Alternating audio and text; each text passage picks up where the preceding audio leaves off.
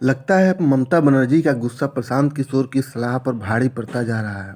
पिछले दिनों एक चुनावी रैली में ममता बनर्जी ने पीएम नरेंद्र मोदी को काफ़ी भला बुरा कहा, जबकि प्रशांत किशोर ने ममता बनर्जी को ऐसा न करने की सलाह दी थी।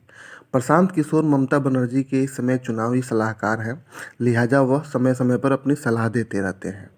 ममता बनर्जी ने पीएम नरेंद्र मोदी को निर्दयी बताया तो बीजेपी को भारतीय जघन्य पार्टी करार दिया।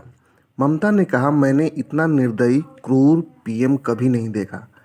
उन्होंने यह भी कहा कि बीजेपी राक्षसों, रावण, दुर्योधन, दुशासन, अशांति और आतंक की पार्टी है। यह जानते हुए कि गाली और अपशब्द नरेंद्र मोदी के आहार हैं और इसका फायदा पीएम नरेंद्र मोदी अपने पक्ष में भुना ले जाते हैं।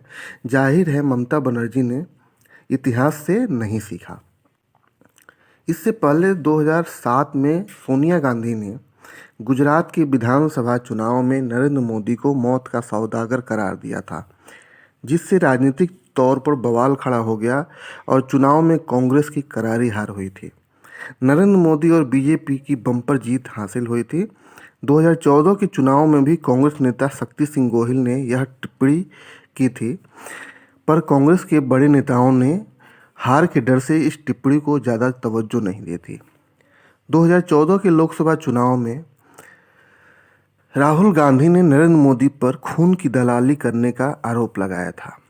राहुल गांधी के इस बयान से भी नरेंद्र मोदी के पक्ष में तेजी से ध्रुवीकरण हुआ और मोदी सत्ता पर काबिज हो गए थे।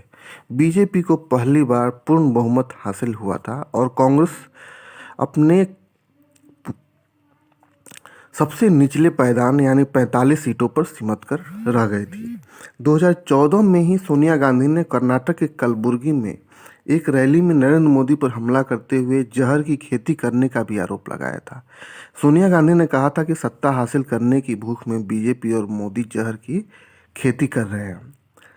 2019 के लोकसभा चुनाव में राफेल का मुद्दा काफ़ी गर्म था और कांग्रेस के तत्कालीन अध्यक्ष राहुल गांधी ने पीएम मोदी को चौकीदार चोर है करार दिया था।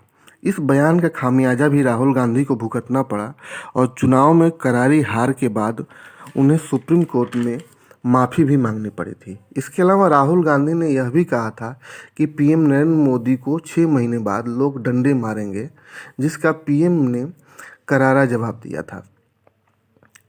2019 के ही चुनाव में पीएम नरेंद्र मोदी को दुर्योधन, दुशासन, जल्लाद, निकम्मा, नामर्द, हिटलर, तुगलक, नमक हराम, औरंगजेब, अनपढ़, स्टूपिड, आतंकी, गधा, सांप, बिच्छू आदि 52 गालियां दी गई थी। इस तरह गालियों का अर्धशतक पूरा हो गया था। पीएम नरेंद्र मोदी ने खुद को दी गई गालियों को गिनाते हुए कहा था, एक नेता ने मुझे गंदी नाली का कीड़ा कहा, एक नेता ने मुझे गंगू तेली कहा और एक नेता ने तो पागल कुत्ता करार दे दिया। इसके अलावा मानसिक तौर पर बीमार भी उनको कहा गया। कांग्रेस नेता मणिशंकर अय्यर ने नीच आदमी भी उनको संबोधित किया था। कांग्रेस नेता मणिशंकर अय्यर ने के इस बयान से काफ़ी बवाल मचा था। प्रियंका गांधी ने पीएम मोदी को दुर्योधन बताया था तो राबड़ी देवी ने पीएम मोदी को जल्लाद करार दिया था। विरोधी दलों के नेता यह भूल जाते हैं कि जब जब वे नरेंद्र मोदी के खिलाफ आक्रामक होते हैं तो जनता नरेंद्र मोदी की ढाल बनकर खड़ी हो जाती है।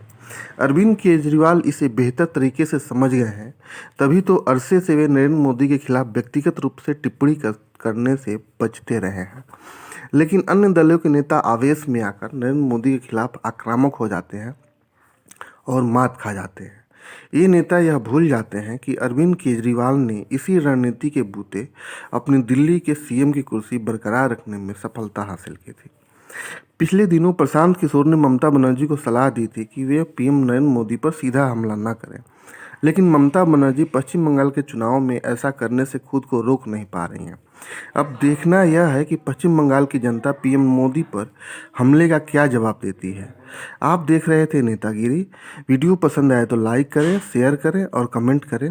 अगर पहली बार नेतागिरी देख रहे हैं तो सब्सक्राइब करना न भूलें और बेल बटन भी दबाएं।